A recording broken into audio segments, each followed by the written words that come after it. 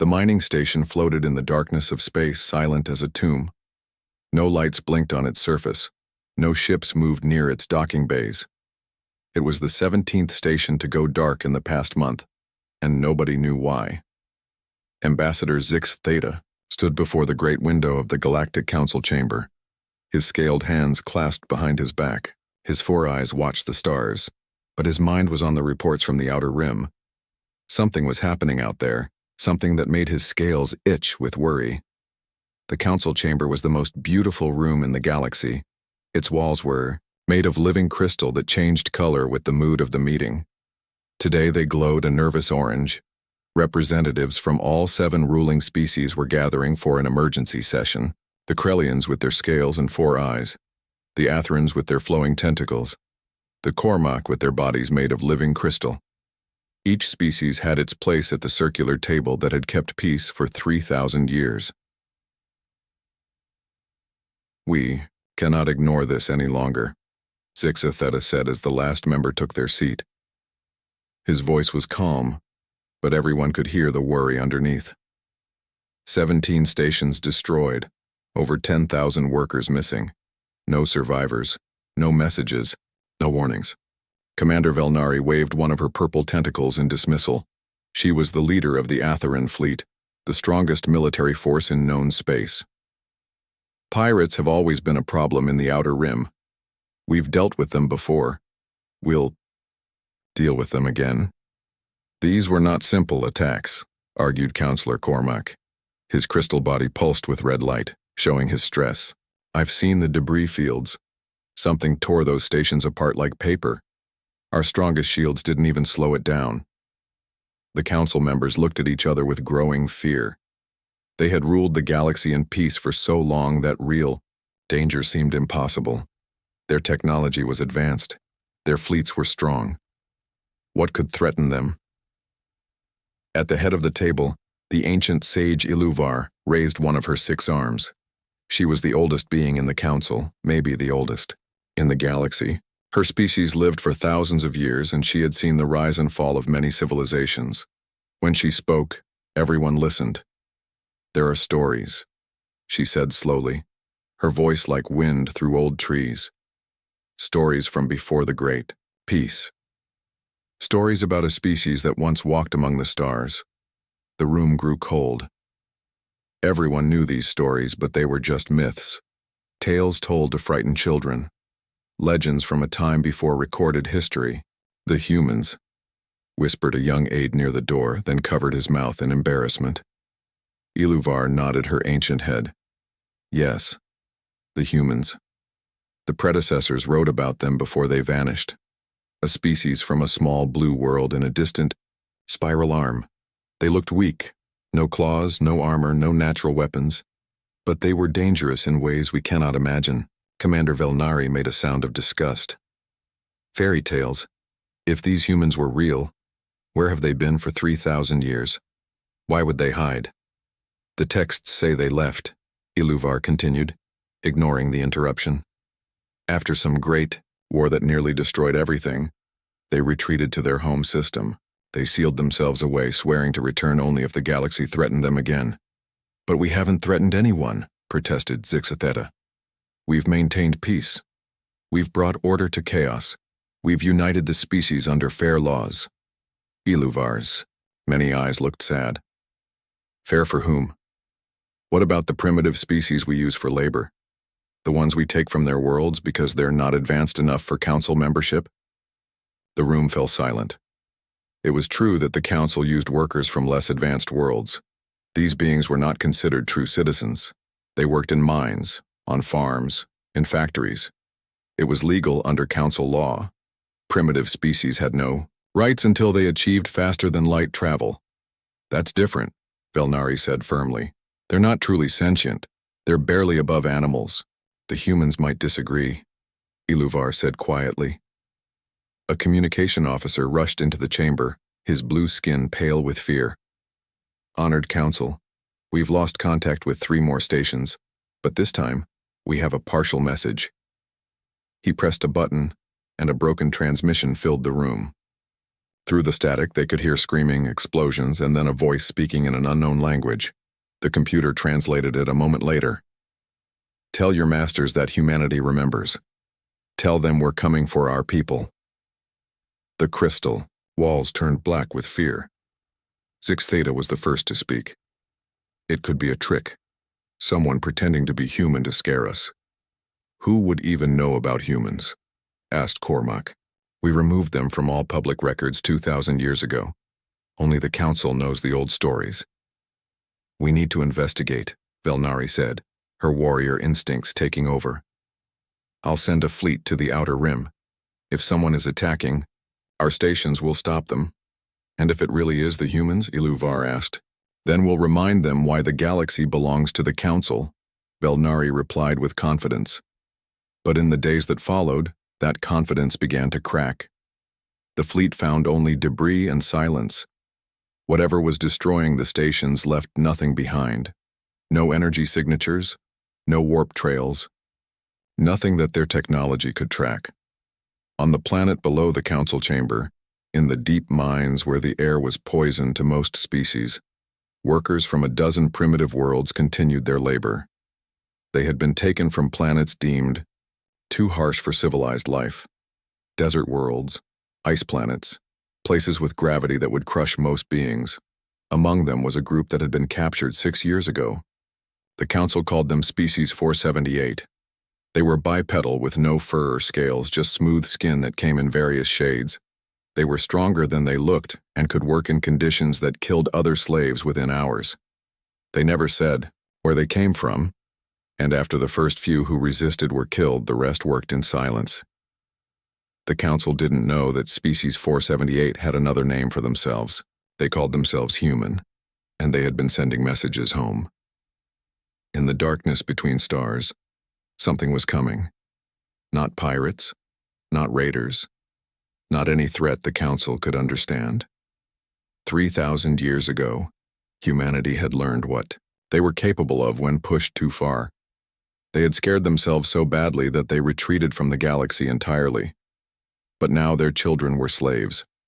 Their colonies were being harvested for workers. The peaceful expansion they had tried, in secret, had been discovered and exploited. Humanity had tried isolation. They had tried peace. They had tried to forget the galaxy existed, but the galaxy had taken their people, and that was a mistake that would echo through history. The Council didn't believe in myths. They didn't believe in legends. They believed in law and order and the right of the strong to rule the weak. They were about to learn that some myths are real, some legends walk among the stars, and sometimes the weak are only pretending. In the Outer Rim, another station went dark, but this time there was a message left behind. It was carved into the metal of the station's hull in letters 3 meters tall. "We're coming home." The Council had ruled for 3,000 years. They had forgotten what fear felt like. They were about to remember. 3 days passed after the emergency council meeting. 3 days of nervous waiting and watching the stars. Then, at the edge of Krellian space, something appeared that made every sensor screen light up with warnings. A ship emerged from empty space. Not from hyperspace or a warp tunnel or any kind of faster-than-light travel the Council knew. It simply appeared, as if space itself had bent to let it through. The vessel was unlike anything in their databases. Where Council ships were, smooth and elegant, this one was all angles and edges. It was colored dark gray, almost black, and covered with weapons ports and sensor arrays. The ship was smaller than a Council cruiser, but somehow felt more dangerous. It moved through space with purpose, ignoring the automated warning buoys that told it to stop. It broadcast one simple message on all frequencies: request permission to retrieve our people. Admiral Zix Theta himself commanded the response fleet. 50 of the Empire's best warships surrounded the unknown vessel within an hour. Each ship was a masterpiece of Krellian engineering, with shields that could withstand a supernova and weapons that could crack a moon. The alien ship looked tiny in comparison, like a single hawk surrounded by dragons. "Unknown vessel, you have entered Krellian space without authorization," Zix Theta announced from his command throne. Power down your weapons and prepare to be boarded. Identify yourself immediately. The response came as a video transmission. Every being on every bridge in the fleet stepped back when they saw what appeared on their screens. It was a creature from nightmares, from myths, from stories so old that most had forgotten them. The being had no scales, no protective shell, no natural armor at all. Just soft, exposed skin. It stood on 2 legs with 2 arms, like a Krellian, but that's where the similarity ended.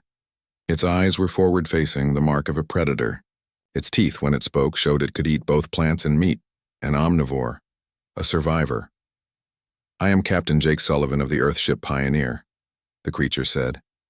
Its voice was calm, controlled, but there was something underneath that made Zixatheta's scales tighten. "I'll say this once more. We're here to retrieve our people, the humans you've taken from our colonies." Zixatheta felt his heart skip. Both of them. Humans. The creature had said humans, but that was impossible. Humans were myths, stories. They couldn't be real. You claim to be human?" he managed to say. Jake Sullivan's expression didn't change. "I don't claim anything, Admiral. I am human, and according to our scans, you have 342 humans performing forced labor on the planet below. We want them back." The Admiral's mind raced. 6 years ago, they had found a primitive colony on a world designated K442b. The planet was a nightmare. Toxic atmosphere, crushing gravity, temperatures that swung between freezing and boiling. But somehow these creatures had been living there, not just surviving but thriving. They had basic technology, no spaceflight capability, so under Council law, they were classified as a resource. Those workers were legally acquired, Zixatheta said, trying to sound more confident than he felt. They were primitive species on an unclaimed world. Council law is clear. "Your law," Jake said quietly. "Not ours. You have no standing here. No rights. You're in Krellian space with a single ship against 50. Stand down or be destroyed." Jake Sullivan did something that chilled every being. Watching, he smiled. Not a friendly smile, not a happy smile. The kind of smile a predator makes when prey walks into its trap. "Admiral, I need you to understand something. We've been watching you for some time now. We know about your shields, your weapons, your tactics. We've had 3,000 years to prepare for this moment. I'm going to give you one chance to release our people peacefully. You threaten us? 1 ship against 50? I'm not threatening you, Admiral. I'm giving you an opportunity to make this easy. Check your history files. The deep ones, the classified ones. Look up what happened the last time someone took human prisoners." Zixatheta gestured to his science officer, who began searching the restricted archives. What she found made her tentacles turn white. "Admiral," she whispered. "The predecessor, War. The humans, they destroyed 17 species. Completely. Not conquered, not enslaved, erased. They burned entire solar systems to stop the predecessors from taking human colonies." Jake's image waited patiently as this information spread through the fleet. "That was 3,000 years ago," Zixatheta said, but his voice was less certain now. "If you were so powerful, where have you been?" "We left," Jake said simply. "We saw what we were capable of when protecting our own. We scared ourselves, so we retreated, built barriers around our space that your sensors can't penetrate. We wanted to be left alone. We wanted peace, but you took our people, our families, our children. They're just workers. They're treated well enough." The temperature on the bridge seemed to drop. Jake's eyes narrowed. "Well enough? They work in conditions that would kill your species in minutes. They're fed scraps. They're punished for speaking their own language. They're branded with ownership marks. You call that well enough? They're primitives. They don't have faster-than-light travel. Neither did the colonies you took them from. We sent them out to build new homes, to start fresh on worlds nobody else wanted. They were peaceful settlers. Families looking for a new beginning. And you enslaved them because you could." Zixatheta made a decision he would regret for the rest of his life. "All ships, fire on the human vessel. Destroy it. 50 ships fired, at once. Beams of energy that could split asteroids, missiles that could level cities, plasma weapons that burned hotter than stars. The space around the Pioneer turned into a storm of destruction. When the firing stopped and the energy cleared, the Pioneer was still there, untouched. Its shields hadn't even flickered. "Our turn," Jake said. A single beam launched from the Pioneer. It was thin, almost invisible, but it carved through 3 Krellian warships like they were made of paper. The ships didn't explode. They simply came apart, cut into perfect sections that drifted away from each other. 3 ships, thousands of crew, gone in less than a second. The fleet pulled back in terror. 59 minutes, Jake said. "You have 59 minutes to start releasing our people, or we take them ourselves." The transmission cut off. Panic spread through the fleet. Ships were demanding orders, asking whether to attack again or retreat. Zixatheta stared at the Pioneer, floating calmly in space, waiting. "Admiral," his tactical officer called out, "I'm detecting gravitational anomalies forming all around the planet." The same signature as when the Pioneer appeared. "How many? I can't count them all. Hundreds, maybe thousands." On the planet below, in the deep mines, the human workers had stopped their labor. They stood still, looking up, as if they could see through miles of rock to the sky above. Some were crying, some were smiling, all were whispering the same word. "Home." The overseer, a Krellian named Vextar, struck one of them with an energy whip. "Back to work, primitive." The human, a woman named Amy Patterson, who had been taken from her farm on K442b 6 years ago, caught the whip in her bare hand. The energy, that should have burned through flesh, barely reddened her skin. "No," she said simply. Vexatar raised the whip again, but Amy moved faster than any primitive should be able to. She took the whip away and broke it in half with her hands. Around her, other humans were standing up, throwing off their chains, moving toward the exits. "What are you?" Vextar gasped. Amy looked at him with eyes that held 6 years of suppressed rage. "We're humans, and our people are here." Above, Admiral Zixatheta watched his countdown timer. 30 minutes left. 20. 10. "Sir," his communications officer said, "we're receiving reports from the surface. The human workers, they're freeing themselves, and others, they're freeing everyone in the mines." 5 minutes.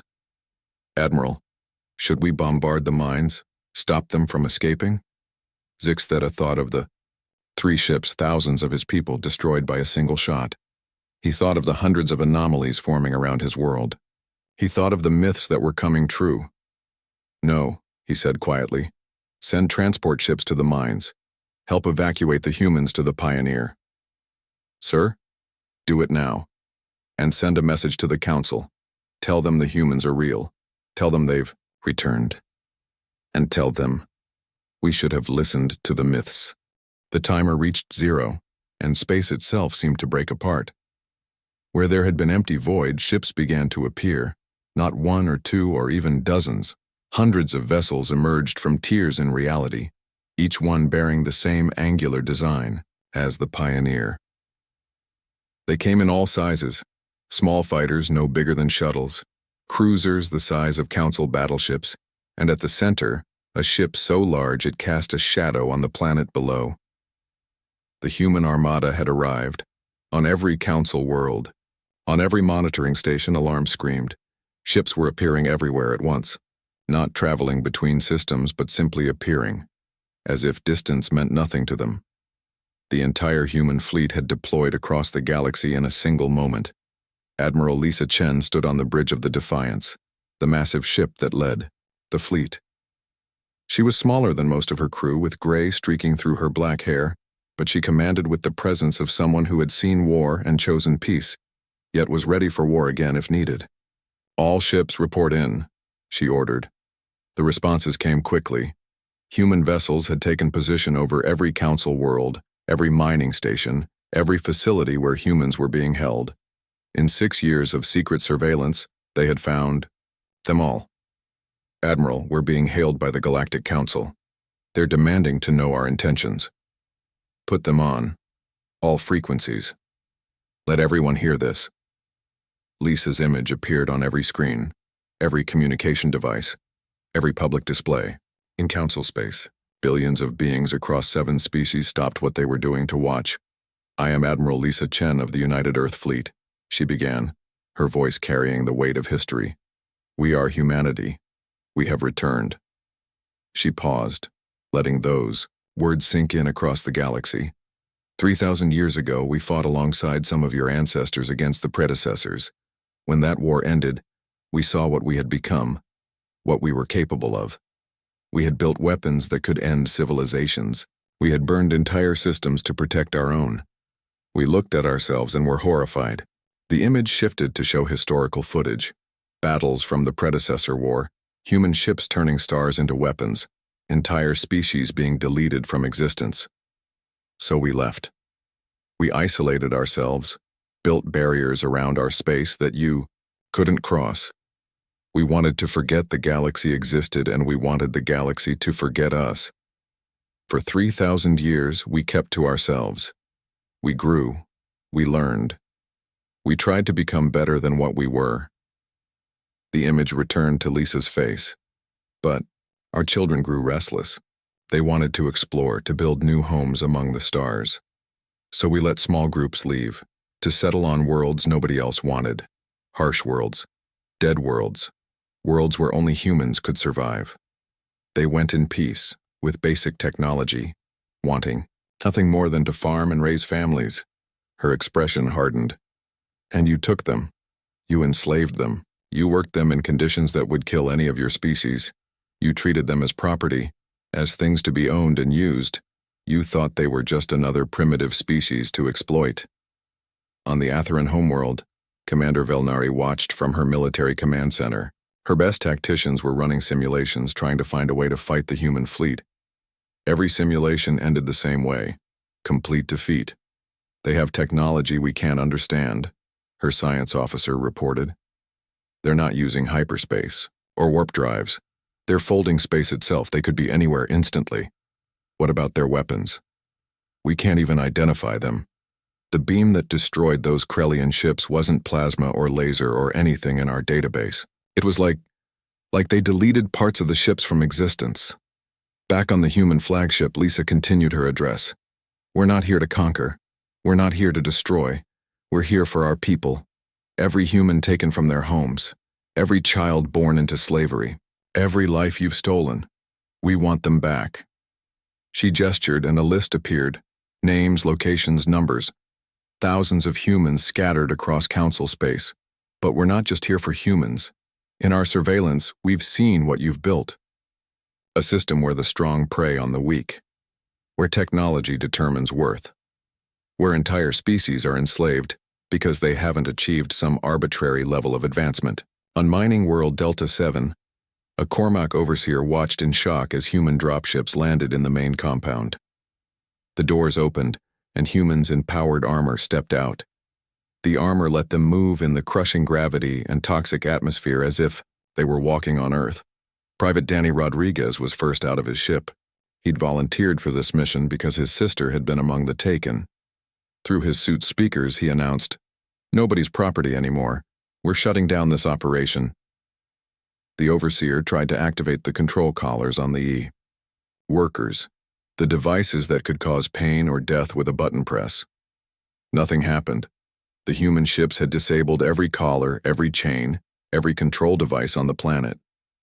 Danny moved through the compound, cutting chains with tools that sliced through metal like it was air. He found workers from a dozen species, some insectoid, some reptilian, some crystalline, all of them staring in shock as their bonds fell away.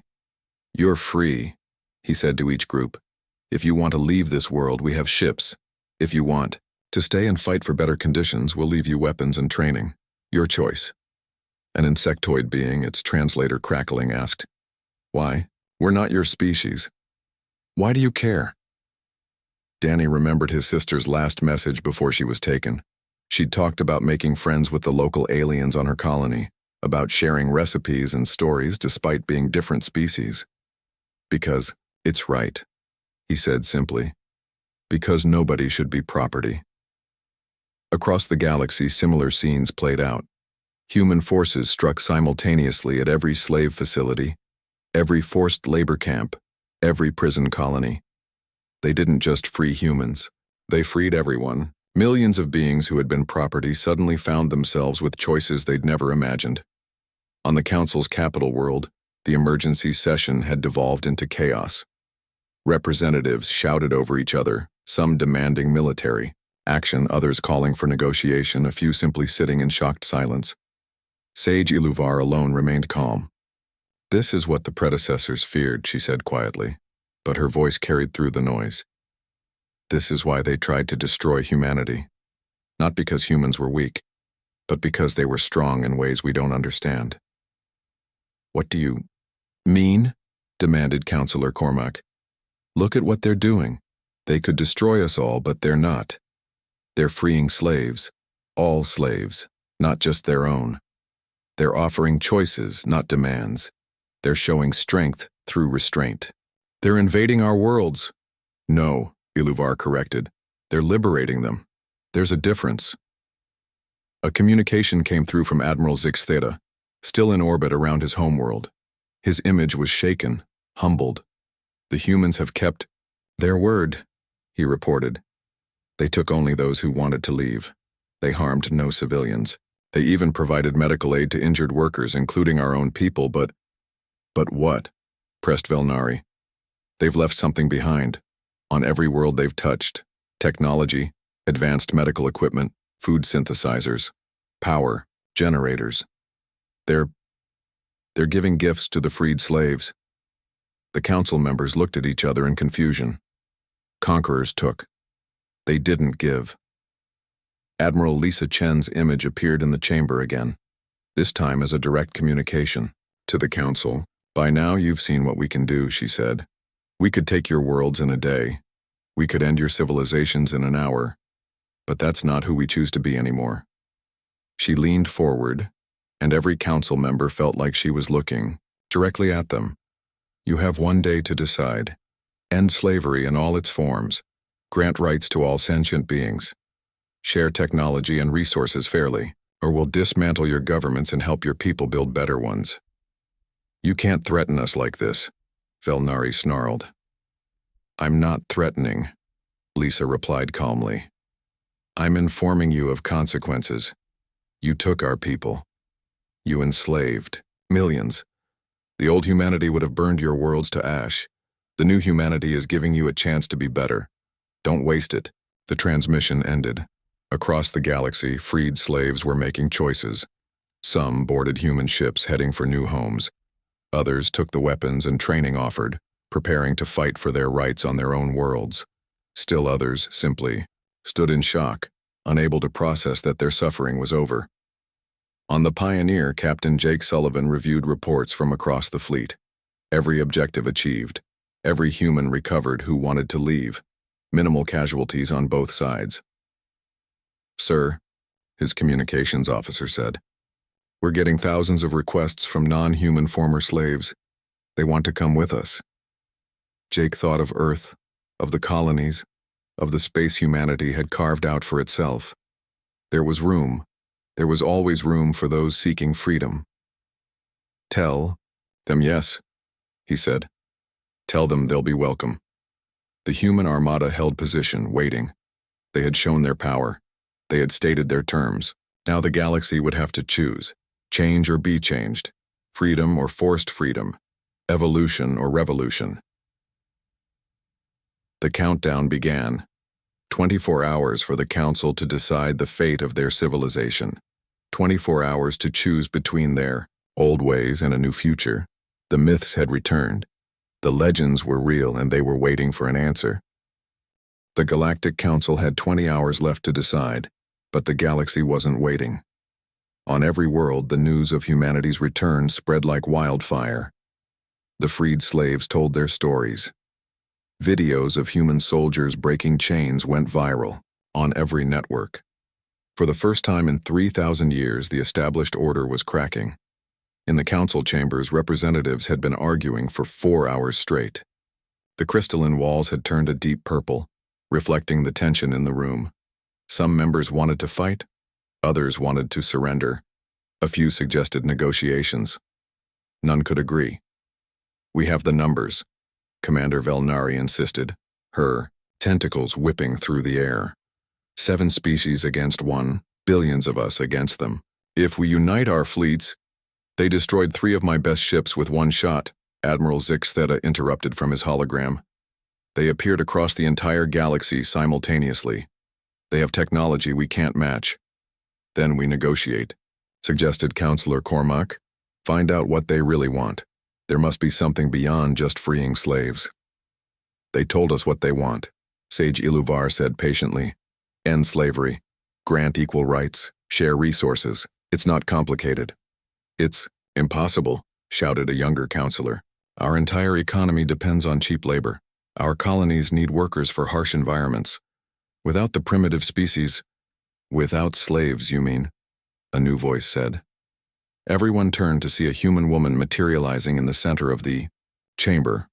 Not a hologram, but actually there, despite the shields and barriers that should have made it impossible. She was dressed in a simple black suit, no armor or weapons visible. She looked around the ornate chamber with calm interest. "I'm Ambassador Karen Wright," she said, nodding politely. "I thought it might help if we talked face to face." Security forces rushed in, weapons drawn. Karen didn't move. "Please," she said, "I'm here to talk. If I wanted to harm you, would I have announced myself?" Iluvar raised a hand, stopping the hay. "Guards." "How did you get in here?" "We can fold space, Sage Iluvar. Walls and shields mean very little when you can step around them. But that's not important. What's important is that you have 20 hours to make a decision that will define your species' futures. You can't simply demand we restructure our entire civilization," Velnari said. Karen walked to the great window that looked out over the capital city. Millions of beings lived in those shining towers, members of the 7 ruling species who had never known want or hardship. "Do you know what Earth was like 3,000 years ago?" she asked. "Before we met the galaxy, we had slavery too. We had wars over skin color, over religion, over resources. We nearly destroyed ourselves a dozen times." She turned back to face them. "Then we met the predecessors. They saw us as primitives, as resources to be used. They took our colonies, our people, and we fought back with a fury that scared even us. We won that war, but at a cost that haunted us." "So you ran away," Velnari said with contempt. "We grew up," Karen corrected. "We looked at what we'd done, at what we were capable of, and we chose to be better. We spent 3,000 years learning, growing, evolving not just our technology, but our society. We ended poverty. We cured diseases. We learned to work together, despite our differences." She pulled up a holographic display showing human worlds, cities that floated in the clouds of gas giants, underwater colonies in ocean worlds, stations inside asteroids, and Earth itself, green and blue and beautiful. "We built a post-scarcity society. Nobody goes hungry. Nobody lacks shelter or education or purpose. We could have conquered the galaxy with our technology, but we chose isolation instead, until you took our people." "They were primitives on unclaimed worlds," Counselor Cormac protested. "They were families seeking new homes," Karen replied. "We sent them out with basic technology because they wanted to prove themselves, to build something with their own hands. They weren't military. They weren't threats. They were farmers and teachers and artists." She walked around the table, looking each counselor in the eye. "Let me show you something." She waved her hand, and images appeared, the freed slaves from the past day. But not just images of their freedom. Images of what came after. A reptilian being receiving medical treatment from a human doctor. Wounds from years of labor finally being healed. An insectoid child trying human food for the first time, its translator conveying wonder at the taste. A crystalline worker like Cormac's species learning to read, human teachers patiently showing them symbols and meanings. "This is what we offer," Karen said. "Not conquest, partnership. We have medical technology that could extend your lives tenfold. We have energy sources that could power entire systems. We have terraforming capabilities that could make dead worlds bloom. And the price? Asked Iluvar, though she seemed to already know. No price, no conditions. Except one, that these technologies be shared with all. Not just the 7 ruling species. Everyone. The smallest colony. The newest spacefaring civilization. Even those you now call primitive. That's absurd, Velnari said. If everyone has equal technology, equal resources, how do we maintain order? How do we govern?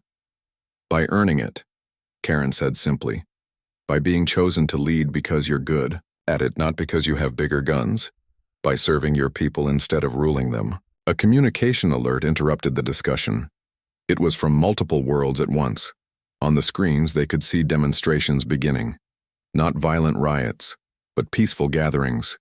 Workers who had been inspired by the freed slaves. Citizens who had learned about the human offers. Even some members of the ruling species who believed change was needed. The crowds were all chanting the same thing in different languages: freedom, equality, choice. You planned this, Velnari accused. We didn't have to, Karen replied. Hope spreads on its own. Your people aren't happy with the current system. They've just been too afraid to say it. Our presence gave them courage. And if we refuse your terms? Asked Zixtheta from his hologram. Karen's expression grew serious. Then we dismantle your governments, freeze your military assets, and help your people build something better. We won't kill you. We won't conquer you. But we will stop you from oppressing others. That's still conquest, Cormac pointed out. No. Conquest is taking something for yourself. We don't want your worlds or your resources. We want you to stop hurting people. She pulled up more images. Human ships delivering supplies to colonies that had been neglected by the Council. Human engineers helping repair failing infrastructure on poor worlds. Human teachers setting up schools in slums. This is already happening, she said. We're not waiting for your decision to help people. But if you join us, if you choose change, we can do so much more together. Sage Iluvar stood slowly, all 6 of her arms spread in a gesture of openness. I have lived for 5,000 years. I've seen empires rise and fall. I've watched species evolve and go extinct, but I've never seen anything like this. She looked at her fellow counselors. They could destroy us, but they choose not to. They could take everything, but they give instead. They offer us a chance to be part of something better. You would surrender? Velnari asked in disbelief. I would evolve, Iluvar replied. The question is whether we evolve by choice or by force. Karen nodded respectfully to the old sage. You have 16 hours left. But let me share one more thing. She pulled up a final image, a human child playing with alien children from various species, all laughing together. This is from one of our colonies. These children don't see each other as different species. They see friends, playmates, family. This is the future we offer. Not human dominance, but true unity. She began to fade, the same impossible technology that brought her taking her away. Wait, Cormac called out. Why should we trust you? How do we know this isn't a trick? Karen solidified again for a moment. Because if we wanted to trick you, we wouldn't need to. We have the power to take whatever we want. The fact that we're asking, that we're giving you a choice, that's your proof. She looked around the chamber one last time. 16 hours. Choose wisely. Choose courage. Choose a better future. Then she was gone, leaving the council in silence. Outside, the demonstrations grew larger. On every world, beings who had never dared to hope were standing up. The human fleet remained in position, not threatening, just waiting. Medical ships had begun treating the sick in poor districts. Food vessels were feeding the hungry. They were showing the galaxy what was possible. Commander Velnari looked at the screens showing the growing crowds. We could suppress the demonstrations, maintain order. For how long? Asked Iluvar. Hours? Days? The humans have shown them that change is possible. That hope has returned. Then we fight. And lose, Zix Theta said quietly. I've seen their power. We would lose everything. So we surrender? We transform, Iluvar said. We become what? We should have been all along. The hours ticked by. The council argued, debated, shouted, and finally, inevitably, came to the only conclusion they could. They voted. It was unanimous. 1 year had passed since the day the humans returned. The galaxy looked the same from space. The same stars, the same planets, the same trade routes connecting worlds. But everything else had changed. Captain Jake Sullivan stood on the observation deck of the Pioneer, now permanently docked at the new Unity station. The station itself was a marvel, built with human technology but designed by architects from all species. It floated at the center of what was once council space, now simply called the Galactic Community. Beside him stood someone he never thought he'd call friend, former Admiral Zix Theta, now Ambassador Zix Theta. The Krellian had lost his military rank when the old government dissolved, but he'd found a new purpose in building bridges between species. It's hard to believe it's only been a year, Zix Theta said, his 4 eyes watching ships from dozens of species coming and going peacefully. Change happens fast when people are ready for it, Jake replied. He pointed to a medical ship with mixed crew. That ship has humans, Krellians, Atherans, and 2 species that weren't even spacefaring last year. They're heading to provide disaster relief on Kepler 7. The earthquake there was devastating, Zix Theta nodded. But the response has been incredible. Everyone helping, no matter the species. They watched in comfortable silence for a moment. Through the great windows they could see children playing in the station's zero-gravity park. Human children chasing Atheran younglings. Cormac crystals singing with some of the newer species' offspring. A year ago, such a scene would have been impossible. I owe you an apology, Zix Theta said suddenly. Not just for what my people did to yours, but for what we did to everyone. We thought strength meant dominance. You showed us it meant protection. Jake turned to face his former enemy. We weren't always teachers, Zix Theta. We learned these lessons the hard way. 3,000 years ago, we were worse than you. We nearly destroyed everything in our anger. But you changed. We chose to change. Just like you're choosing now. The medical wing of the station, Dr. Lisa Chen worked alongside a team of diverse species. She was showing an eager young Atheran how to use human regenerative technology. The key is understanding that every species heals differently, she explained, guiding tentacles that were surprisingly steady. This technology adapts to the patient's biology. It doesn't force human healing patterns on alien physiology. Her student's translator hummed with excitement. This could cure the wasting disease that's plagued my people for centuries. That's the idea, Lisa smiled. We share knowledge. Everyone benefits. An alert chimed. Incoming patients from a mining accident. Without hesitation, the mixed medical team rushed to help. No one asked what species the injured were. It didn't matter anymore. Down in the station's education sector, Amy Patterson stood before a classroom of beings from 20 different species. She had been a slave just a year ago. Now she was Earth's first ambassador to the former slave species, and she taught a special class, history, but not the sanitized version the council used to teach. Who can tell me why the humans really left 3,000 years ago, she asked. Young Insectoid raised a claw. Because they were scared of themselves? That's part of it, Amy nodded. But it goes deeper. Humans realize that power without wisdom is destruction. They needed time to grow wise enough to use their power well. A crystalline student chimed, but why come back? Why not stay hidden? Amy's expression grew serious. Because hiding from problems doesn't solve them. The humans thought if they left, the galaxy would become peaceful on its own. Instead, it just developed different problems. Sometimes you have to engage with the world to make it better. She pulled up images from the past year. The dismantling of slave camps, the distribution of food and medicine, the construction of schools and hospitals on poor worlds. Change is hard, she continued. Some people resisted, some still resist. But look what we've accomplished in just 1 year. The statistics were remarkable. Hunger had been eliminated on 17 worlds. Curable diseases that had plagued species for millennia were being eradicated. Education was spreading to colonies that had never had schools. And it wasn't just humans doing the work. It was everyone working together. In the government sector of the station, the new Galactic Assembly was in session. Unlike the old council with its 7 ruling species, this assembly had representatives from every sentient species, even those just achieving spaceflight. Each had one vote. Each voice mattered.